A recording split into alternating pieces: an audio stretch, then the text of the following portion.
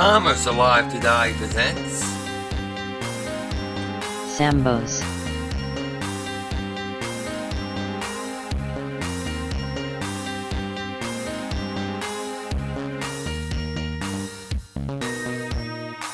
In 1957, two white men from Southern California were brainstorming a name for their new restaurant. Sam Battistone Sr. was a short, compact and determined-looking man who had run a diner in downtown Santa Barbara for 2 decades. Newell Bohnett was a 34-year-old equipment salesman whose father had been the mayor of Santa Barbara. They wanted a name that was catchy and that would be familiar to the working and middle-class families they hoped to cater to. Combining Battistone's first name with the first 2 letters of Bohnett's last name, they christened their new establishment Sambo's. The first Sambo's Pancake House opened on June 17, 1957 on beachfront Cabrillo Boulevard in downtown Santa Barbara. True to their rather clunky slogan, "What this country needs is a good 10-cent cup of coffee," the restaurant offered bottomless, inexpensive cups of joe. A full breakfast was only $1.25. Sambo soon began attracting a large number of customers, particularly at breakfast. From the beginning, Battistone and Bohnett worked hard to foster a familial feeling at Sambo's from the clientele to the employees. According to Charles Bernstein, author of Sambo's Only a Fraction of the Action,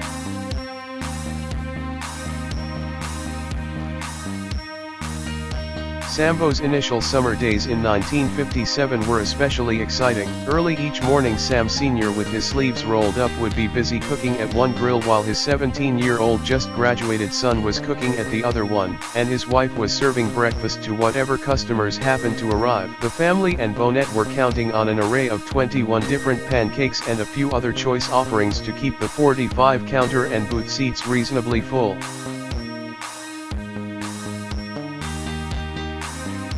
The good vibes also extended between the partners, with Bohnett later recalling, "Next to my marriage, my association with Sam Battistone Sr. was one of the most pleasurable and gratifying associations that I have ever experienced."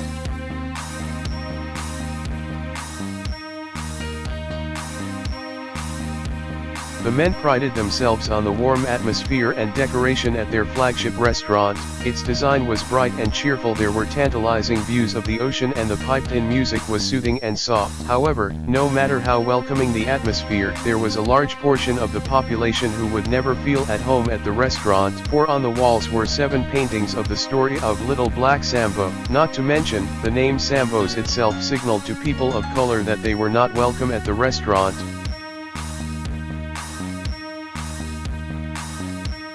By 1957, the name Sambo already had a long and controversial history, since as far back as the 1500s the name had been used to denote a black man. By the 19th century, Sambo had become an archetypal degrading character in literature and minstrel shows. Sambo, the typical plantation slave, was docile but irresponsible, loyal but lazy, humble but chronically given to lying and stealing. Historian Stanley Elkins wrote, "His behavior was full of infantile silliness and his talk inflated with childish exaggeration."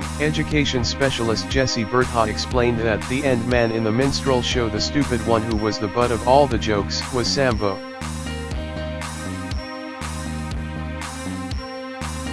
The paintings that adorned Sambo's Pancake House were a retelling of the hugely popular children's book Little Black Sambo, written by Helen Bannerman, a Scottish woman living in India. It was published in America in 1900. According to author Phyllis J. Ewell, author of Little Black Sambo, a closer look.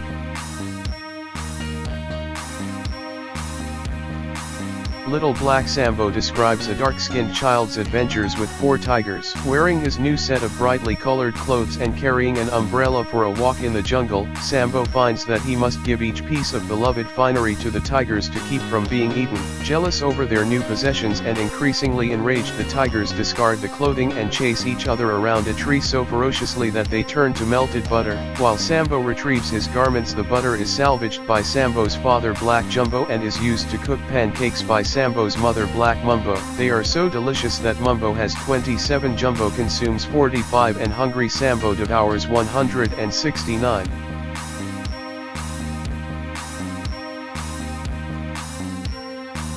The book became a runaway hit, its illustrations becoming more caricatured and offensive with each reprinting. Sambo was often portrayed as a pickaninny and Black Mumbo as an Aunt Jemima. Nominally set in India, the story was often reset in Africa or the American South. It appeared on almost every popular children's reading list through the 1940s despite the harmful effects it had on children of all races. As one man in Nebraska recounted in the 1960s,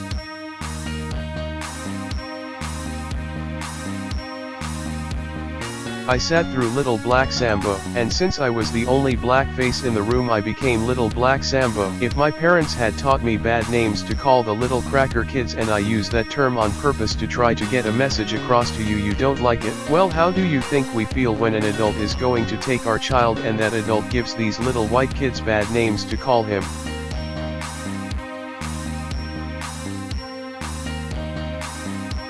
Beginning in the late 1930s, some educators began voicing objections to the book being used in classrooms. But all this did not stop Sambo's restaurant's meteoric rise, helped along by a unique system called a fraction of the action, which gave location managers a stake in their restaurant's profits. Sambo's began to spring up all over the West. By 1965 there were 40 Sambo's pancake houses serving both Sambo cakes and tiger butter. At the height of the civil rights movement, the chain embraced its association with Bannerman's story. Handmade murals by Colonel and Mrs. Hilmer Nelson illustrating the tale were part of the decor of every new location. And that wasn't all. According to Charles Bernstein,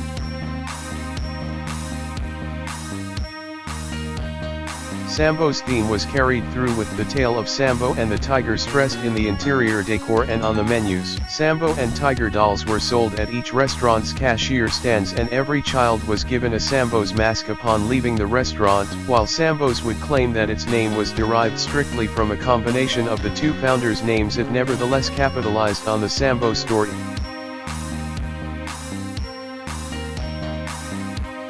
By 1969 it was said that Sambo's was serving enough coffee each day to float a 45-foot yacht. Sambo's restaurants were opening all around the country at a dramatic pace. The chain added 125 new restaurants in 1975 alone. At its peak, Sambo's would have 1,117 locations in 47 states. But civil rights leaders and town councils began to object to the restaurant with the racially charged name appearing in their town. In the late 70s, protests and lawsuits challenging the Sambo's name were occurring in Virginia, Connecticut, Rhode Island, Ohio, and Michigan. The company responded in a remarkably tone-deaf fashion. "There's no ground for changing it," Sam Battistone Sr. said in response to calls for a name change from the city of Reston, Virginia in 1977. "We've operated these family restaurants for 20 years on a 24-hour basis, and it's been Sambo's the whole 20 years. The name has been accepted across the country." Bruce Anticani, vice president and general counsel of Sambo's, agreed. "We are aware of what appears to be the sentiment of a small portion of the people," he said. "Our position is that we have 850 restaurants throughout the country, 845 of them under the name Sambo's, and the problems you can count on one hand."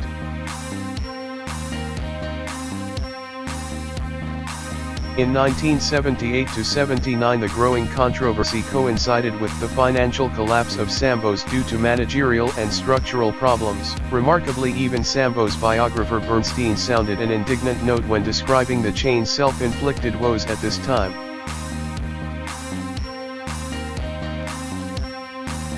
As if it didn't have enough trouble, Sambo's name in New England and some Midwestern states were repeatedly challenged now by NAACP civil rights groups and indignant consumers. Suddenly people were saying that Sambo's, once hailed as a great name, was a poor choice. Groups decided they didn't like the connotation of the name from the children's story, Little Black Sambo. Never mind that Sambo's hired a much higher percentage of blacks than most other companies and restaurant firms. Never mind that the name was derived from a combination of the two founders, Sam Sr. and Bohnett. Sambo's was automatically guilty of discrimination in the minds of many under the thinking of that era.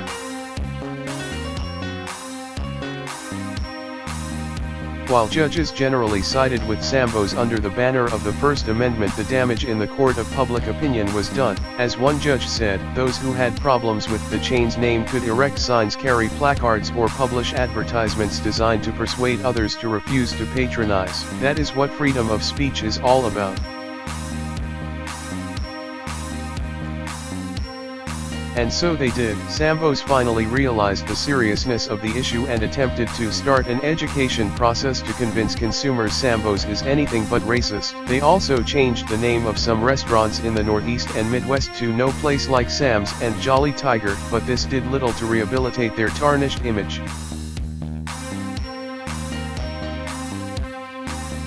However, it was not protests against the name but financial woes due to company restructuring of the wildly popular fraction of the action scheme, which led to Sambo's filing for bankruptcy in 1981. That year 450 Sambos closed and the company lost $50 million. By 1984 all the remaining locations had either been sold or shuttered except the original beachside Sambos in Santa Barbara.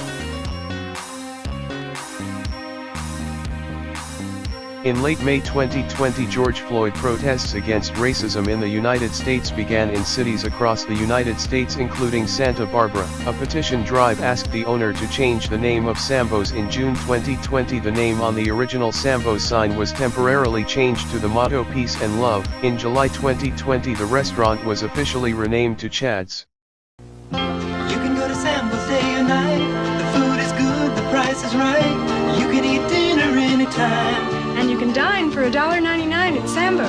Now, till May 11th, our dinner special is Sambo's all-beef chopped steak, chili and beans, soup or salad, dinner bread, beverage, and dessert. And that's a lot of good dinner for $1.99 at Sambo's. Something good is always cooking at Sambo's. If you have any fond memories, please indicate it at the comments below. Thanks for watching, subscribe, and like.